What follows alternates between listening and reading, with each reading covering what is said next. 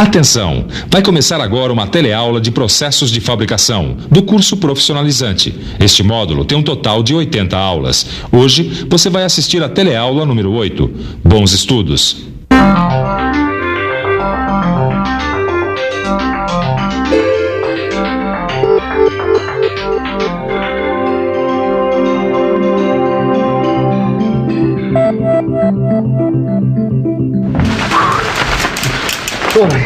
Desculpa, tudo bom? Tudo bem, Caio, que chuva, hein? Nem me fale.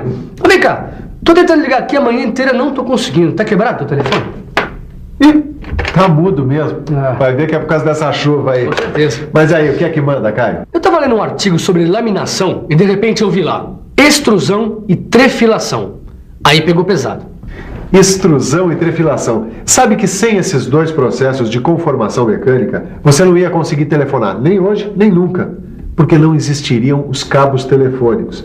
E você ia viver todo molhado, porque seria impossível fabricar as varetas desse guarda-chuva. Isso sem falar em cabos de aço e fios elétricos. Extrusão e trefilação. Estes são os assuntos da nossa teleaula de hoje. Nessa teleaula, você vai conhecer a extrusão e a trefilação. Vai acompanhar as etapas dos dois processos e vai conhecer algumas características dos produtos extrudados e trefilados. Pois é, se o produto tem um perfil de formato complicado, o processo de fabricação é a extrusão. Agora, se o que se quer fabricar são rolos de arames, cabos ou fios elétricos, aí a gente tem que falar em trefilação. E você? Quer saber mais? Então se liga porque a nossa teleaula está começando.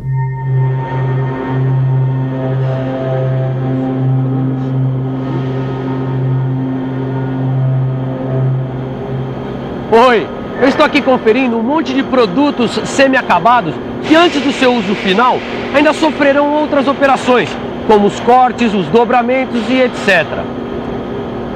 Esses produtos aqui passaram por um processo de fabricação, mas a coisa começou um pouco antes. Este material aqui passou pelo processo de fundição, só então ficou pronto para a etapa que a gente vai aprender agora, a extrusão. No processo de extrusão, um bloco de metal passa através do orifício de uma matriz depois de receber pressão de um êmbolo. A extrusão é um processo de conformação relativamente novo.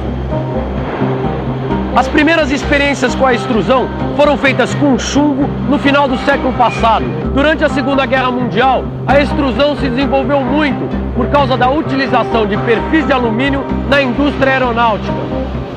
Além do alumínio e do cobre, dá para fabricar produtos de aço ao carbono e de aço inoxidável por meio da extrusão. Isso sem falar nas embalagens de plástico.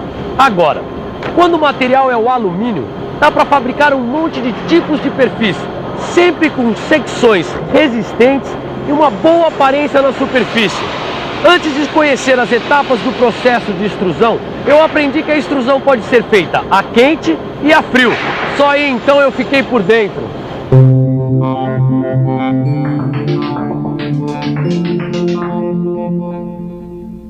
Os metais mais duros passam pelo processo de extrusão a quente. Primeiro é feito um tarugo de secção circular. Esse tarugo tem que ser aquecido de forma uniforme. O transporte do tarugo aquecido para a câmara de extrusão tem que ser feito rapidamente para evitar a oxidação na superfície do metal aquecido. Agora que o tarugo está aquecido e apoiado diante da câmara de extrusão, o pistão é acionado e o material é empurrado para dentro da câmara. O pistão recua e a câmara se afasta para a retirada do disco e da parte restante do tarugo. Finalmente, um disco raspador acionado pelo pistão remove os resíduos de óxido. Este perfil de cobre foi fabricado com a ajuda do processo de extrusão a quente. Neste caso, a temperatura de trabalho deve ser a mínima necessária para fornecer ao metal o grau de plasticidade correto, sem que haja oxidação do bloco de metal e das ferramentas. Pode ser que ocorra um sensível aquecimento do metal por causa da intensa deformação produzida durante a extrusão. Por isso, é fundamental que a temperatura máxima do processo seja inferior à temperatura de liquação, onde acontece a fusão do contorno dos grãos. Na extrusão a quente, as reduções de área são da ordem de 1:20. No caso desta barra aqui, sua área é de 100 milímetros quadrados e ela pode ter sua área reduzida e ficar assim, olha só, com 5 milímetros quadrados. O alumínio, que é um material mais dúctil, pode passar por extrusão a frio ou a quente, conseguindo reduções de área da ordem de 1:100. Na extrusão a frio, o material endurece por encruamento durante a deformação, porque os grãos de metal se quebram e aumentam as tensões na estrutura, que fica mais dura. Se a extrusão for a quente, os grãos se reconstituem após a extrusão por causa da alta temperatura. Ananias, eu estou reconhecendo aquelas duas representações ali. Aqui a gente pode ver os dois tipos de processos de extrusão. A extrusão pode ser direta ou indireta. Olha aqui. Na extrusão direta, que é a mais usada porque consegue perfis com formatos complexos, o bloco metálico que vai ser processado é colocado numa câmara ou num cilindro e empurrado contra uma matriz através de um pistão acionado por meios mecânicos ou hidráulicos. Na extrusão indireta, o êmbolo é oco e está ligado à matriz. A extremidade oposta da câmara é fechada com uma placa. O êmbolo oco empurra a matriz de encontro ao metal e ele sai em sentido contrário ao movimento da haste. Quer dizer então que com a extrusão não tem erro? Eu digo isso porque eu vi que a laminação apresenta alguns defeitos típicos do processo. Com a extrusão acontece a mesma coisa. Ela também apresenta alguns defeitos. Por exemplo, no processo de extrusão, a deformação não é uniforme por todo o tarugo. Pode ocorrer a formação de uma cavidade no centro da superfície em contato com o pistão. Este é um dos defeitos que podem ocorrer na extrusão. Neste caso, basta descartar a porção final do produto. Já o arrancamento é um defeito que se forma na superfície do produto e causa perda de material quando o produto passa muito rapidamente pela matriz. Aí é só diminuir a velocidade ou a temperatura de extrusão. Se aparecerem bolhas nas superfícies, a solução é eliminar os gases dissolvidos no metal líquido durante a fundição do tarugo.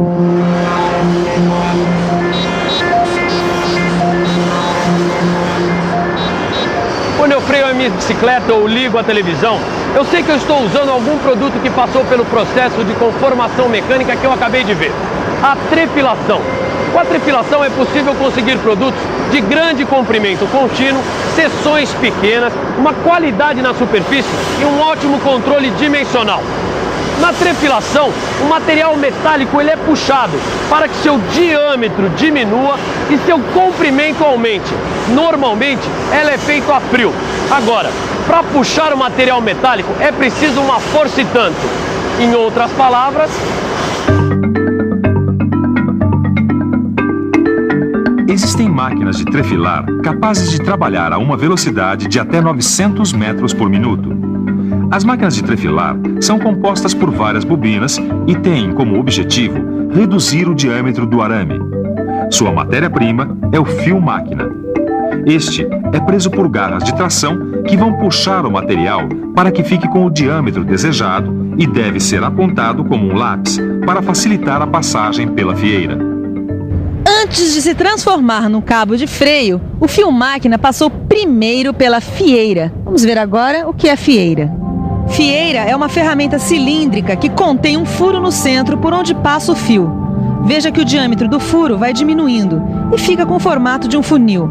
Aqui a gente pode ver um ângulo maior que o ângulo de trefilação, que facilita a lubrificação e a passagem do material, porque diminui o atrito entre o fio e o cone de trabalho. Aqui a gente vê o cilindro de calibração, que ajusta o diâmetro do fio. E finalmente o cone de saída, que permite a saída livre do fio. Agora que a gente já viu de perto a fieira, vamos conhecer as etapas do processo de trefilação. Tudo começa na laminação e usinagem para a produção do fio-máquina. Depois, o fio-máquina passa por uma decapagem mecânica ou química que retira os óxidos da superfície do fio-máquina. E chega a hora do processo de trefilação. Se for necessário restabelecer a ductilidade, o material passa por um tratamento térmico de recozimento. Existem dois tipos de máquinas de trefilar. A mais comum é que faz a trefilação sem deslizamento via seco. Veja que o fio é puxado e depois de passar pelo furo da fieira, vai para uma bobina que acumula o fio antes de liberar a sua movimentação em direção a uma segunda fieira, onde o processo se repete quantas vezes forem necessárias para se conseguir a bitola desejada para o fio. No final, o fio é enrolado numa bobinadeira. Aqui a gente vê o funcionamento da máquina que faz a trefilação com deslizamento via úmida. Ela é usada para a trefilação de fios metálicos de pequeno diâmetro.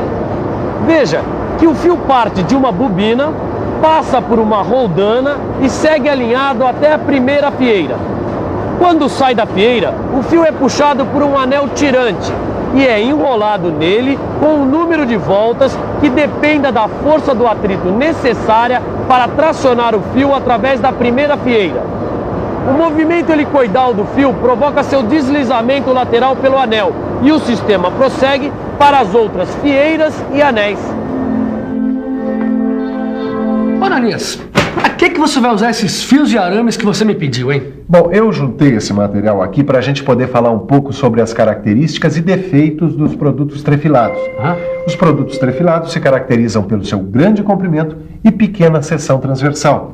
As barras têm diâmetro maior que 5 milímetros, já os arames ou fios têm diâmetro menor. Bom, os arames são usados na construção mecânica e os fios nas aplicações elétricas, é isso? É isso aí. Mas a gente tem que saber também que os produtos trefilados apresentam alguns defeitos típicos. Quer ver?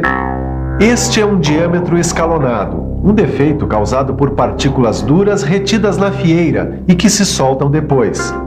Esta é uma fratura irregular com estrangulamento, causada por pouca lubrificação, por excesso de espiras no anel tirante, por anel tirante rugoso ou com diâmetro incorreto ou pela redução excessiva.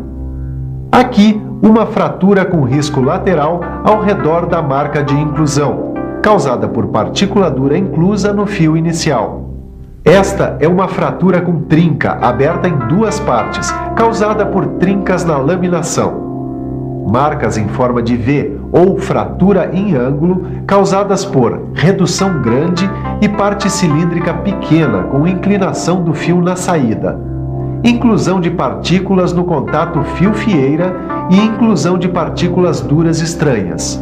E, finalmente, a ruptura taça-cone, causada por redução pequena e ângulo de fieira muito grande, com deformação muito acentuada na parte central.